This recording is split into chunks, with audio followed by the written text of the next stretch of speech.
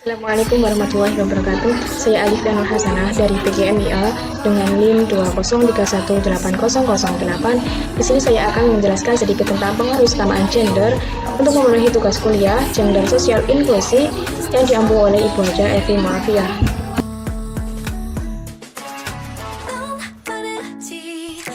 Kali ini kita akan membahas 3 pokok pembahasan, yaitu yang pertama pendahuluan, yang kedua pembahasan, dan yang ketiga penutup.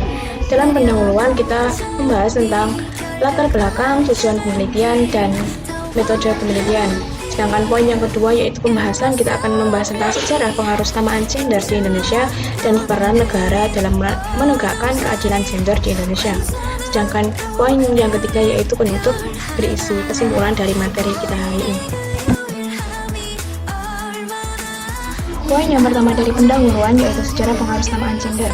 Sejarah pengaruh kesamaan gender melalui proses yang panjang.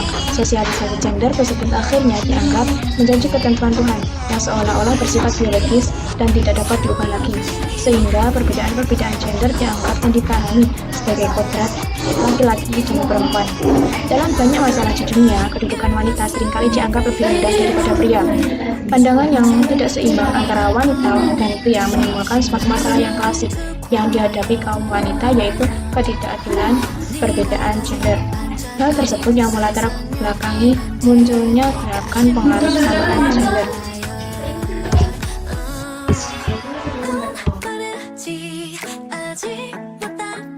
Yaitu tujuan penelitian. Tujuan penelitian kali ini adalah untuk melihat peran pengaruh kesamaan gender dalam mencapai kesetaraan gender dan keadilan melalui kebijakan yang telah dibuat oleh pemerintah. Sedangkan metode yang digunakan dalam penelitian ini yaitu metode library research dengan mengambil sumber dari artikel-artikel jurnal dan hasil penelitian sebelumnya yang sejenis, sehingga disimpulkan dan dijadikan sumber referensi. Selanjutnya kita akan masuk pada pembahasan. Di sini yang pertama kita akan membahas tentang sejarah pengaruh kesamaan gender di Indonesia. Pengaruh kesamaan gender ditetapkan pertama kali oleh Konferensi Perempuan Dunia keempat di Beijing pada tahun 1995. Sedangkan sejarah pengaruh kesamaan gender berdasarkan pada pola pikir masyarakat yang berpendapat bahwa laki-laki lebih unggul daripada wanita, dan pandangan masyarakat terhadap peran dan posisi laki-laki dan perempuan, yaitu menganggap bahwa laki-laki itu lebih kuat, lebih maskulin, sedangkan wanita itu lemah dan lembut. Pengaruh kesamaan gender atau biasa disingkat PUG adalah suatu strategi untuk mencapai keadilan dan kesetaraan gender melalui kebijakan program yang memperhatikan pengalaman, aspirasi, kebutuhan, dan permasalahan antara laki-laki dan perempuan. Pengaruh kesamaan gender melalui menjadi isu global sebagai strategi sistematis yang digalakkan oleh berbagai negara di penjuru dunia untuk mencapai kesetaraan gender. Hal ini berkaitan dengan kualitas sumber daya manusia setiap bangsa, mengingat ketimpangan gender yang melanda berbagai negara yang menjadi salah satu permasalahan dalam pembangunan bangsa serta menjadi hal mendasar dari human right atau hak asasi manusia yang menjadi perhatian seluruh bangsa. Oleh karena itu, diterbitkan Instruksi Presiden Nomor 9 Tahun 2004 pelaksanaan pengaruh kesamaan gender di Indonesia. Pengaruh kesamaan gender merupakan salah satu strategi pembangunan untuk mencapai kesetaraan gender melalui pengumpulan pengalaman, kebutuhan, aspirasi di berbagai bidang. Agenda pengaruh kesamaan gender setidaknya memberikan ruang bagi perempuan untuk sejajar dengan laki-laki. Pelaksanaan pengaruh kesamaan gender di Indonesia dimulai sejak dikeluarkannya Instruksi Presiden pada tahun 2000 Nomor 9 tentang pengaruh kesamaan gender dalam pembangunan nasional. Pembahasan yang kedua yaitu peran negara dalam menegakkan keadilan gender di Indonesia. Kesenjangan gender tampak terjadi dalam berbagai bidang. Di sini kita akan membahas dalam 3 bidang, yaitu bidang pendidikan, bidang ketenagakerjaan dan pembangunan, dan bidang pertanian. Yang pertama adalah peran dalam bidang pendidikan. Secara spesifik, pengaruh kesamaan gender dalam bidang pendidikan diatur oleh Peraturan Menteri Pendidikan Nasional Nomor 8 Tahun 2008.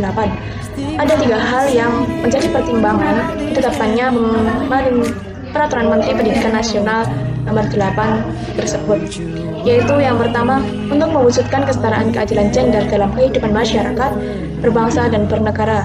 Yang kedua, menetapkan bahwa kegiatan pengaruh kesamaan gender dalam bidang pendidikan merupakan bagian yang tidak terpisahkan dari kegiatan pembangunan pendidikan.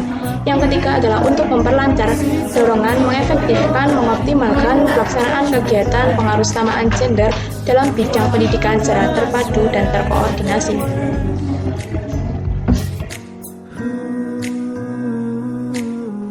Pendidikan merupakan kunci utama transfer pengetahuan antar generasi ke generasi.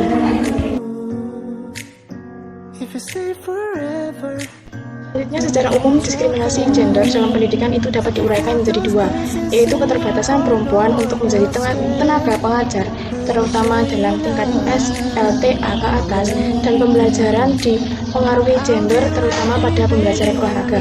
Sedangkan yang kedua adalah memegang keputusan tingkat stakeholder pendidikan masih mayoritas laki-laki, seperti pada Dinas Pendidikan dan DPRD. Selanjutnya dalam bidang pembangunan dan bidang ketenagakerjaan. Bidang pembangunan merupakan perubahan mencakup seluruh sistem, baik sistem politik, budaya, sosial, dan lain-lain.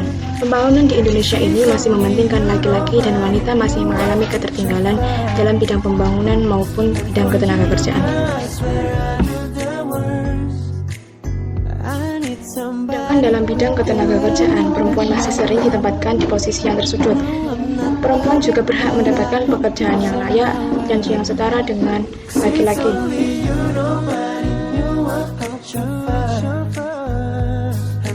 Selanjutnya dalam bidang pertanian.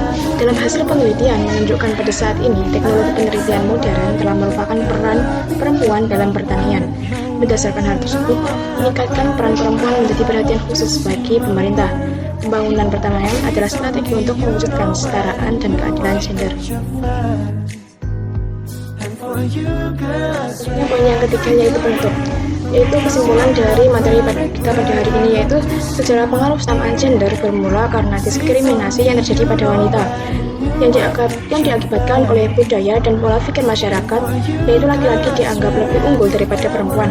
Oleh karena itu, pemerintah menerbitkan Inpres nomor 9 tahun 2000 tentang pengaruh kesamaan gender.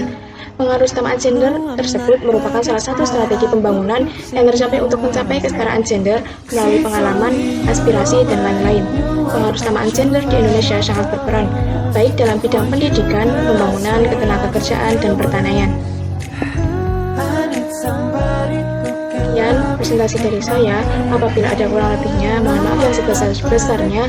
Akhirul kalam, wassalamualaikum warahmatullahi wabarakatuh.